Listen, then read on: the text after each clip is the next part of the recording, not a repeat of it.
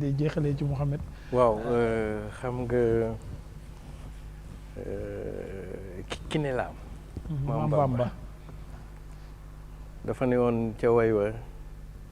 en parlant de Maam Abdoul Aziz. discours ba mu defoon Touba moo jooyloo murit yi. Vous l'aurez compris, il était question aujourd'hui de discours. Mais avant de parler du discours du président Diomaye, je voudrais faire un temps d'arrêt sur le discours du président du Conseil constitutionnel, Badio Camara. discours am bi de tax na ñu fàtte discours Kéba Mbaye bi léegi Kéba Mbaye mën nañoo fàtte discours am ba mu waxoon 1981 devant Abdou Diouf ne ko les Sénégalais sont fatigués. tey jii la portée du discours de Badio suul na discours Kéba Mbaye boobu d'abord Badio Camara ak waa Conseil constitutionnel def nañ discours wax ak président Macky Sall wax ak président Diomaye wax ak chef d'État yi nekkoon fi wax ak tamit peuple sénégalais yi ci benn discours nu mu waxee président Macky Sall xamal na ni Macky Sall jéem ngaa def pexe yu ne dem ba ci sax tuumaal ñu mais ñun dañoo taxaw temb rek tey jii dama doon def bu ma doon def parallélisme des formes Badinter disait à propos de François Mitterrand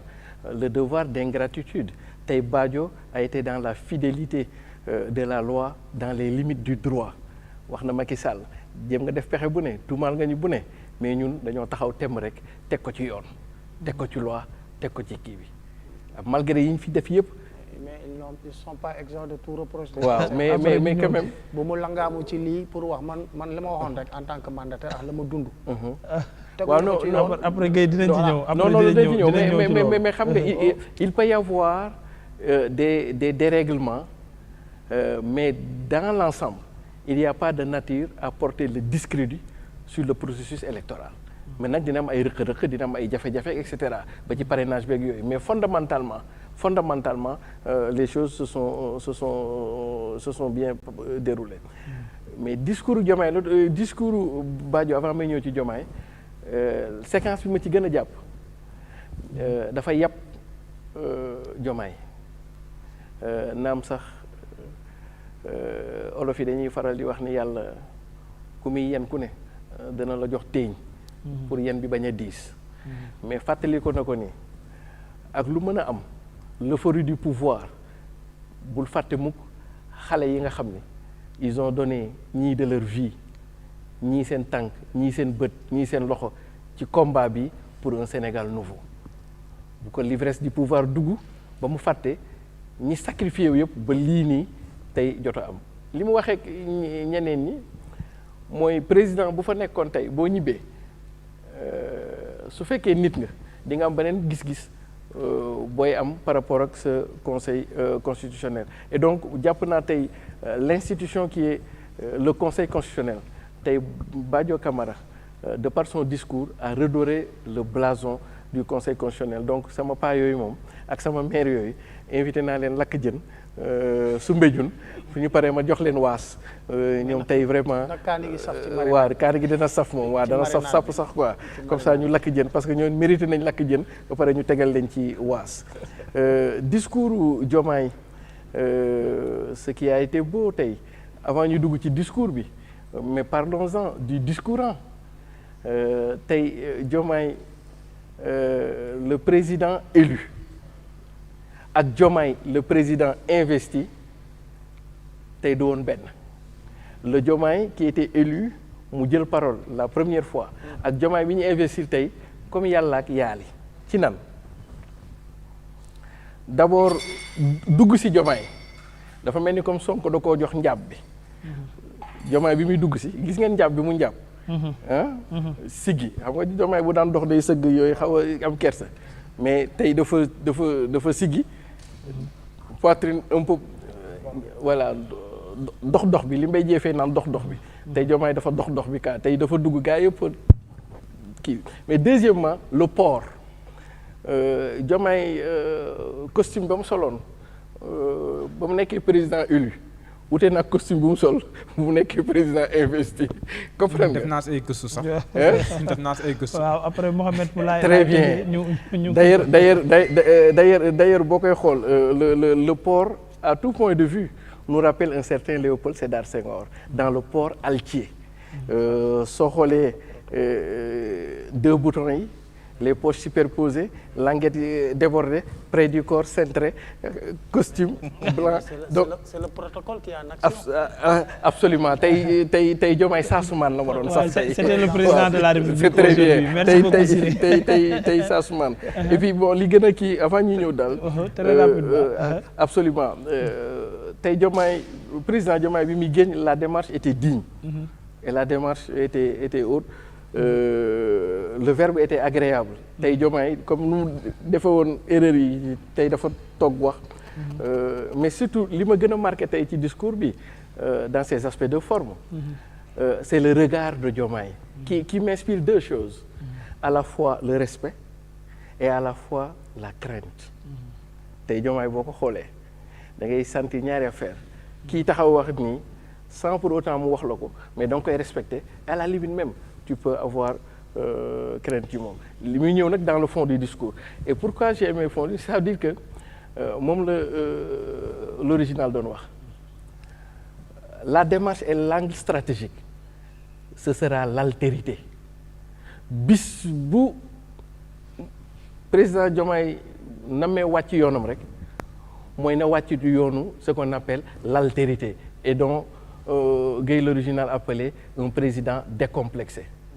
c'est-à-dire que au nom de l'altérité dañu war a def affaire yi en sortant des sentiers battus mais les faire comme on les sent les faire en fonction de ce que nous sommes et d'ailleurs il en a donné un acte très fort un président ñëppay jóg dem nuyu ko mais bi soxna Aminata Mbengue Ndiaye day jóg moom moo jóg on était tout en étant dans la République on était aussi dans les cultures des formes de culture sénégalaise ça veut dire que ay affaire homme d'état ne ko gars yi fàtte fële ay affaire âge ne ko gars yi fàtte fële ni ñu indi de l'audace et de l'altérité gis nga gouvernement bi suñu wàccul ñaari principes yooyu ils peuvent révolutionner le Sénégal en moins de 10 ans le Sénégal peut revivre ou vivre un reclassement géopolitique géoéconomique géosocial inédit suñu gàlloo ñaari affaire de l'audace et le droit à l'altérité c'est-à-dire que nekkul ni nii nañ koy defee rek man forcément noonu laa koy defee déedéet comprendre et l'altérité quand je parle de l'altérité mooy yoon bi nga jël na nekk sa yoonu bopp bu mu doon yoonu keneen yow doon nekk sa yoonu bopp et quand je parle de l'audace mooy sortir des sentiers battus nekkul nii la daan doxee daanul doxee nii léegi nii lay doxee ñaar yooyu bu ñu ko teggiwul gouvernement bi dana kii mais nag benn affaire rek ma ñambaas ça veut dire que xam daanale foofu très bien boobu dama koy ñaan président Diomaye président tey on était dans la République dama la bëgg a inviter maintenant dans la politique le mouvement révolutionnaire ñi gën a fay un prix lourd ci mouvement révolutionnaire yi xale yi la ak jigéen ñi mais ñooñu ñëpp dañoo mérité ñu delloo leen njukkal te mënuñu woon a ñëw fële ñu ñëw donc président bu fekkee mën naa nekk te loolu dina baax ci yow parce que il faut nga am benn contrat de confiance avec la jeunesse parce que attente yi foofu la bëree nga woo leen stade Abdoulaye Wade nga réquisitionné Dakar Dem Dikk mu dem ci koñ yëpp transporter xale yi ñu ñëw gratuitement stade nga taxaw wax ak askan bi sur fi nga jëm ak li nga leen di ñaan ñoom ñu bungale mu mën a am benn contrat de confiance man de góorgóorlu la maa ngi ñoo ma dëkk bi metti na lool te ñëw ma yónni yàkkamti ma xam naa ni bu fekkee da ngeen a tëju foofu di dawal te amul pédagogie dans la communication ñeneen ñi mën nañoo gaaw a toqi wala ñu gaaw a xàddi pour man nag ñi la xeexal ba nga jot fii war nga leen expliquer fan ngay jëm ak nan nga fay demee pour que ñoom ñu xam toogaale bu fekkee dañoo war a def ay sacrifice ñu def ko su fekkee dañoo war a toog muñ ñoom ñu xam ko mais ce serait suicidaire pour man de ne pas faire d'une pierre deux coups rendre hommage au mouvement révolutionnaire et au peuple révolutionnaire mais aussi prendre date avec ñoom ci fi nga jëm kañ nga koy jëm ak étapes yeeg yooyu ci li nga leen di ñaan ñoom ñu comprendre la ko xaare la fa ak loo xam ne mën naa ne këtt ni jon am loo xam ne c'est dans le moyen terme et loo xam ne ce sera dans le long terme parce que tout est urgent te Macky Sall fi mu ne dem na yóbbaale na lépp quoi dara du ngeen ko fekk moom loolu maa leen ko wax. merci beaucoup xam nga palais de la République oblige donc on va aller